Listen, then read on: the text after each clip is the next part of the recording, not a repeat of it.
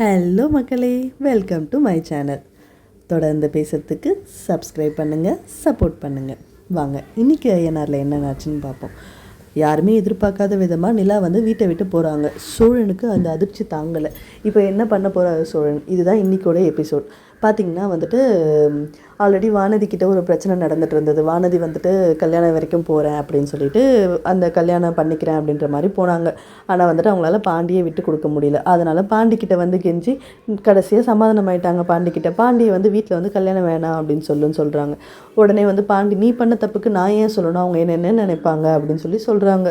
இல்லை, நீ தான் சொல்லணும் அப்படின்னு சொல்லிட்டு அவங்கள கூட்டிகிட்டு போகிறாங்க. வீட்டுக்கு போகும்பொழுது கடைசியில் அவங்களுக்கு பார்த்த மாப்பிள்ளையோட சொந்தக்காரங்களும் அந்த இடத்துல பார்த்துடுறாங்க.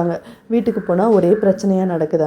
அங்கே வானதி இன்னைக்கு இந்த கல்யாணம் வேணான்னு சொல்லும்பொழுது அவங்க அப்பா அம்மா ரொம்ப பயங்கரமாக திட்டுறாங்க. கடைசியாக பாண்டி இல்லை அவளை மன்னிச்சிருங்க அப்படின்னு சொல்லிட்டு அவள் ஏதோ தெரியாமல் பண்ணிட்டா அப்படின்னு சொல்லி பாண்டி மன்னிப்பு கேட்பாரு. அதுக்கு அவங்க அப்பா அம்மா சொல்லுவாங்க, அவள் பண்ண தப்புக்கு நீங்கள் ஏன் தம்பி மன்னிப்பு கேட்குறீங்க? உங்களுக்கு வேணால் நான் ஒரு அட்வைஸ் சொல்கிறேன். முடிஞ்சால் நீங்கள் இவளை விட்டுட்டு ஓடிடுங்க. இவளை கல்யாணம் பண்ணிக்கிட்டிங்கன்னா நீங்களும் எங்களை மாதிரி தான் கஷ்டப்படணும். நாங்கள் இவளை வச்சு சமாளிக்கிறதே ரொம்ப பெரிய கஷ்டமாக இருக்குது. இதில் நீங்களும் வச்சு சமாளிக்கிறது ரொம்ப பெரிய கஷ்டமாக இருக்கும் அப்படின்னு சொல்லிட்டு அந்த இடத்துல சொல்கிறாங்க. உண்மையாலுமே வானதியை வச்சு கல்யாணம் பண்ணி வாழ்கிறது என்னமோ பெரிய கஷ்டம்தான். டெய்லி சண்டை தான் நடக்கும் போல இருக்குது. பாண்டி கூட என்ன நடக்குதுன்னு பார்ப்போம். ஸோ இந்த மாதிரி போயிட்டு இருக்கிறப்போ கடைசியாக அவங்க என்ன சொல்கிறாங்க, 6 மாதம் உனக்கு வேணால் டைம் தரேன்ப்பா, அதுக்குள்ளே நீ இவளை கல்யாணம் பண்ணி கூட்டிகிட்டு போவியோ என்ன பண்ணுவீங்களோ ஏதோ ஒரு முடிவு எடுத்துருங்க. அதுக்கப்புறமேட்டு இவளை என்னால் வீட்டில் வச்சுக்க முடியாது, நான் வேறு யாருக்காச்சும் கல்யாணம் பண்ணி கொடுத்துருவேன் அப்படின்னு சொல்லிட்டு அங்கே ஒரு 6 மாதத்தை அவங்க வைக்கிறாங்க. இதை அவர் வீட்டில் புலம்பிட்டு இருக்காரு. புலம்பிட்டு இருக்கும்போது சோழன் அதை சோழன் பேசினாலே நல்லாயிருக்கும், ஃபன்னியாக இருக்கும்னு எல்லாருக்குமே தெரியும். அதே மாதிரி தான் இந்த இடத்துலையுமே நடந்திருக்கு. அவர் என்ன சொல்கிறாரு, இன்னும் 6 மாதமா, அதுக்குள்ளே உனக்கு கல்யாணம் பண்ணுறது ஓகேவா, அதுவும் வானதியை பண்ணுறது ஓகேவா அப்படின்னு கேட்கோடனே பாண்டி ரொம்பவே தயக்கமாக, இல்லை அவளை கல்யாணம் பண்ணுறது எனக்கு பிரச்சனை இல்லை அப்படின்னு ஒரு மாதிரி தயக்கமாக சொல்கிறாரு. உடனே சேரன் கேட்குறாரு, என்னடா ஸ்ட்ராங்காகவே சொல்ல மாட்டேற அப்படின்னு சொல்லி கேட்டோன்னே சோழன் சொல்கிறாரு, அவனுக்கு வானதியை கல்யாணம் பண்ண பிடிக்கலன்னு அப்படின்னு சொல்லிட்டு அவங்க ஒரு ஃபன் பண்ணுறாங்க. உடனே பல்லவன் என்ன சும்மா என்ன வானதியெல்லாம் கல்யாணம் பண்ணிப்பார் அப்படின்னு சொல்லி பல்லவனும் அவங்க பங்குக்கு சொல்கிறாங்க. ஸோ இந்த மாதிரி பேசிகிட்டு இருக்கப்போ அப்போ தான் எல்லாருமே நோட் பண்ணுறாங்க, சேரனுக்கு ஒரு 6 மாதம் டைம் இருக்குது சந்தாவை கல்யாணம் பண்ணுறதுக்கு, சோழனுக்கு ஒரு 6 மாதம் டைம் இருக்குது, நிலாவை சமாதானப்படுத்துறதுக்கு பாண்டிக்கும் 6 மாதம் டைம் இருக்குது, வானதியை கல்யாணம் பண்ணுறதுக்கு. இது எல்லாத்தையும் கூட்டி கழித்து பார்க்கும்போது பல்லவன் சொல்கிறாரு, அப்போ மொத்தம் 1.5 வருஷமா அப்படின்னு சொல்லி கேட்குறாரு. இந்த இடத்துல எங்கேருந்து அந்த மேக்ஸ் வந்துச்சுன்னு தெரியலப்பா. உடனே சோழன் சொல்கிறாரு, அட 1.5 வருஷம் இல்லைடா, எல்லாருக்குமே 6 மாதம் தான், மொத்தமாகவே 6 மாதம் தான் அப்படின்றாரு. அப்போ அந்த 6 மாதத்துக்குள்ளே நான் என்னென்ன பண்ணுறது, நானும் ஒரு கல்யாணம் பண்ணிக்கிட்டோமா அப்படின்னு சொல்லி கேட்குறாரு. அடி அப்படின்னு சொல்லி சேரன் திட்டுவார், நீ ஒழுங்காக வேலைக்கு போ 6 மாதத்துக்குள்ளே அப்படின்னு சொல்லிட்டு பல்லவனை சொல்லுவாங்க. ஸோ இப்படி அவங்க ஃபன்னியாக பேசிட்டு சரி அப்படின்னு சொல்லிட்டு அப்படியே தூங்குவாங்க. தூங்கி எழுந்திரிச்சு பார்த்தா பெரிய ஷாக்கு, ஒரு ஃபோன் வருது நிலாக்கு. அவங்க வீட்டிலேருந்து எல்லாருமே வராங்க அப்படின்னு சொல்லிட்டு உடனே சோழன் ரொம்ப பதறி போயிடுறாரு. ஒரு ஃபேஸ்லேயே எல்லா ரியாக்ஷனும் சொல்கிறாரு. ஐயோ இவங்க எதுக்கு வராங்க, உண்மை தெரிஞ்சு வராங்களா, உண்மை தெரியாமல் வராங்களா, நிலாவை கூட்டிகிட்டு போகிறதுக்கு வராங்களா, இல்லை நிலா கிட்டே பேச போகிறாங்களா, எதுக்கு வராங்க அப்படி இப்படின்னு பயங்கர குழப்பத்தில் இருக்கார். அவர் அந்த குழப்பத்தில் என்ன பண்ணுறாரு, போயிட்டு நிலாக்கிட்டே கேட்குறாரு, நிலா நமக்கு டிவோர்ஸ் ஆன விஷயம் ஏதாவது தெரியுமா அப்படின்னு சொல்லிட்டு. எனக்கு அதெல்லாம் தெரியாது, நான் எதுவும் சொல்லலை அப்படின்னு சொல்லி நிலா சொல்கிறாங்க. அப்புறம் ஏன் வராங்க, எனக்கும் தெரியாது சோழன் அப்படின்னு சொல்லிட்டு அவங்களும் போயிடுறாங்க. அப்புறம் பார்த்தா அவங்க அம்மா அப்பா வராங்க. வந்ததுக்கப்புறம் பார்த்திங்கன்னா என்ன சடனாக வந்திருக்காங்க அப்படின்னு சொல்லிட்டு சோழனோட அப்பாவும் நடேசனும் கேட்குறாரு சேரன்கிட்ட, தெரியலப்பா திடீர்னு தான் வராங்க அப்படின்னு சொன்னோன்னே எல்லாருமே ஹாலில் உட்காடுறாங்க. அவங்க 2 பேரும் உட்கார வைக்கிறாங்க. இந்த இடத்துல பார்த்திங்கன்னா நிலாவோட அம்மாவுக்கு அந்த வீடு புதுசு, இதுக்கு முன்னாடி அவங்க வந்ததில்லை. ஸோ ஆல்ரெடி நிலாவோட அண்ணி வந்தப்போ ஒரு ரியாக்ஷன் கொடுத்தாங்க பாத்ரூமை வீட்டை பார்த்துட்டு, சேம். அதுக்கப்புறம் நிலாவோட அப்பா அதே மாதிரி பாத்ரூமையும் வீட்டையும் பார்த்து ஒரு ரியாக்ஷன் கொடுத்தாங்க. இப்போ சேம் 3rd டைம் அவங்க அம்மா அதே ரியாக்ஷன் கொடுக்குறாங்க. பட் இங்கே ஒரு சேஞ்சஸ் என்னென்னா, நிலா சொல்கிறாங்க, இது என்னோடய பாத்ரூம் இல்லை, எனக்கு தனியாக கட்டி கொடுத்துருக்காங்க அப்படின்றாங்க.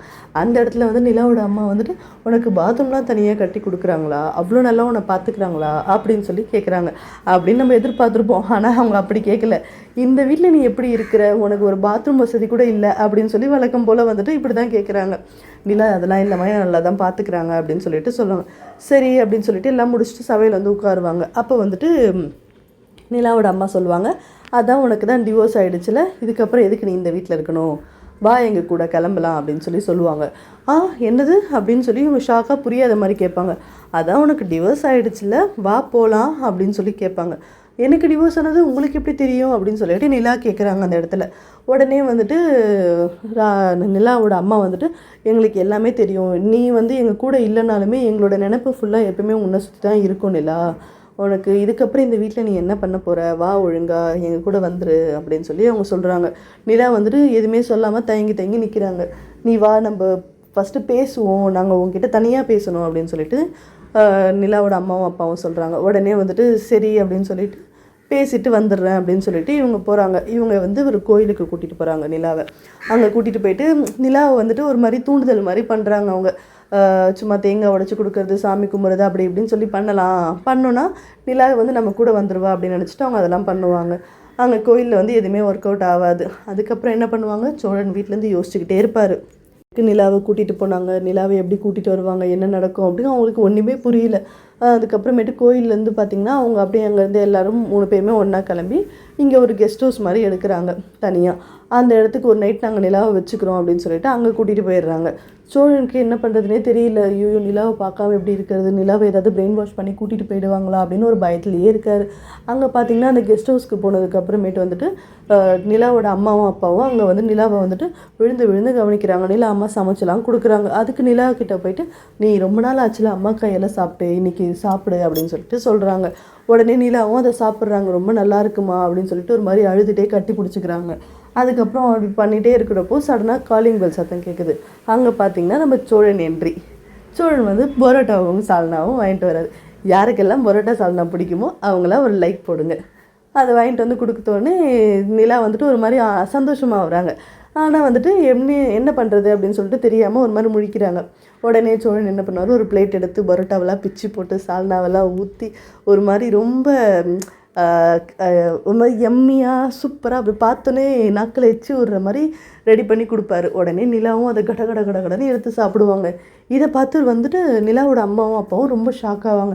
நிலா எப்போங்க இந்த மாதிரி மாறினா, அவள் வந்துட்டு ரொம்ப ஹைஜீனிக்காக இந்த மாதிரி அப்படி தானே சாப்பிடுவா, இப்போ என்ன ரோட்டில் வாங்கிட்டு வந்து கொடுக்கறதெல்லாம் சாப்பிட்றா அப்படின்னு சொல்லிட்டு ரொம்பவே ஷாக்கிங்காக பார்ப்பாங்க.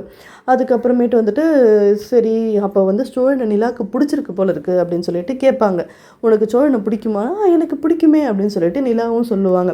இந்த விஷயத்த சோழன் வந்து கதவுக்கு வெளிலேருந்து கேட்டுருவார்.